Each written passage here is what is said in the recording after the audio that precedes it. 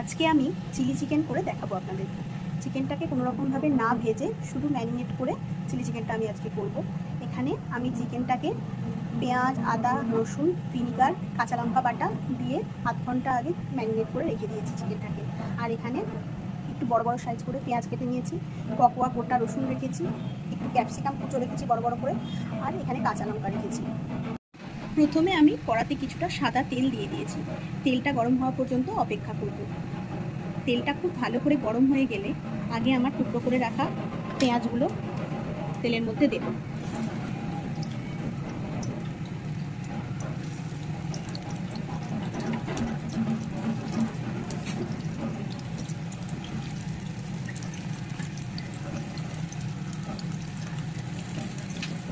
এবার গোটা রসুনগুলো দিয়ে দেবো তেলের মধ্যে।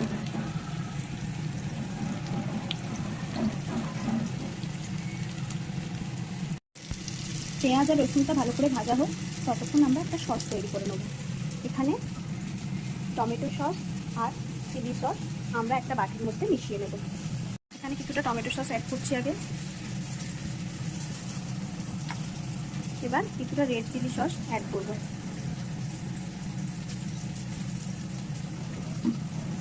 তো সসকে আমি মিশিয়ে নেব।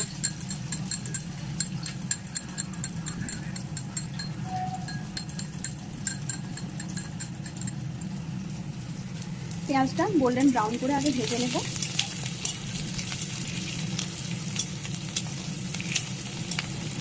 পেঁয়াজটা গোল্ডেন ব্রাউন করে ভাজা হয়ে গেছে। এবার আমি এতে বোনলেস চিকেনটা অ্যাড করব।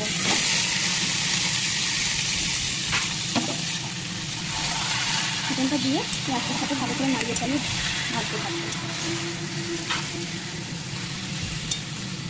এটাতে কোনো এক্সট্রা জল দেবো না, চিকেনের জলেই চিকেনটা সেদ্ধ হবে। এখন আমি চিকেনটাতে কোনো নুনও দেবো না। নুন দিলে এটাতে অনেক বেশি জল বেরিয়ে যাবে, তখন মাংসটা রান্না করতে খুব অসুবিধা হবে।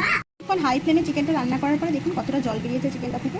এবার আমি চিকেনটাকে মিডিয়াম টু লো ফ্লেমে রেখে একটা ঢাকনা চাপা দিয়ে দেবো। 2 মিনিট পরে চিকেনটার ঢাকনা খুললাম, দেখুন চিকেনটা থেকে কতটা জল বেরিয়েছে।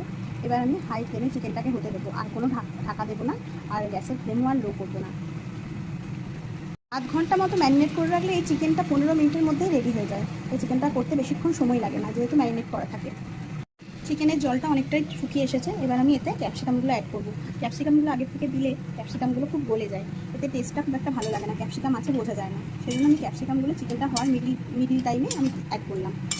এখনও চিকেনটা মোটামুটি আরও 5-7 মিনিট হবে, মিডিল টাইমে আমি ক্যাপসিকামটা অ্যাড করলাম। চিকেনের জলটা মোটামুটিভাবে শুকিয়ে এসেছে। এবার গ্যাসের ফ্লেমটাকে আমি লো করে দিলাম। এবার আমি এর মধ্যে স্বাদ মতো নুন, চিনি অল্প অ্যাড করলাম। এটা আপনাদের স্বাদ মতো আপনারা অ্যাড করবেন।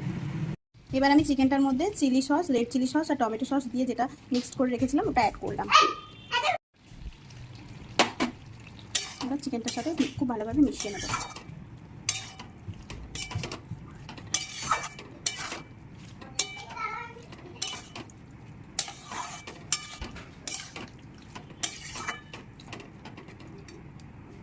এবার ওই সসের বাটিটাতে একটু জল দিয়ে ভালো করে বাটিটা ধুয়ে ওই বাটির জলটা আমি চিকেনটার মধ্যে দিয়ে দেবো। জল খুব অল্পই দেবেন।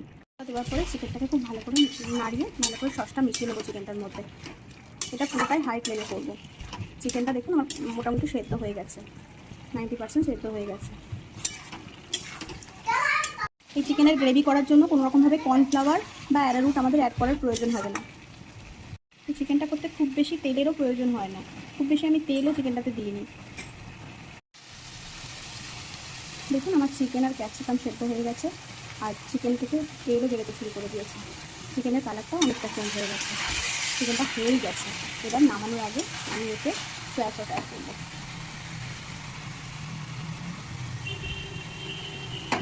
যেহেতু সব সসে নুন থাকে, আমি তাই নুনটা অল্পই দিয়েছি।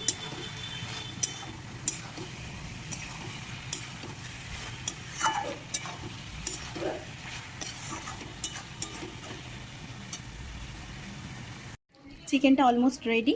এবার নামানোর আগে আমি কিছুটা চেরা কাঁচা লঙ্কা এতে অ্যাড করব, যেহেতু চিলি চিকেন লঙ্কার গন্ধটা খুব ভালো লাগবে এতে। ক্যাপসিকাম আর লঙ্কার গন্ধটা চিলি চিকেনে খুব ভালো লাগে। কাঁচা লঙ্কা কিছুটা অ্যাড করে একটু ফুটে গেলে এটা নামিয়ে নেব আমি। এটা 15 মিনিট টাইম লাগলো চিকেনটা করতে পুরোটা।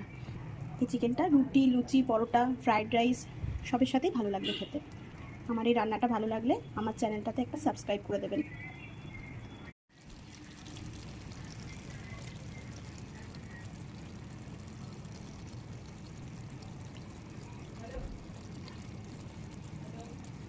Subscribe for more videos.